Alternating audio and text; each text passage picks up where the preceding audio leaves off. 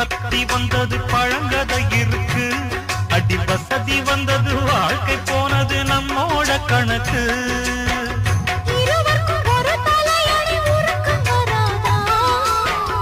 இருக்கட்டும் இவனுக்கும் வந்த நினைப்பு வராதா? உடல் மறந்து சுகம் மறந்து உறவாடும் நேரம் வராதா?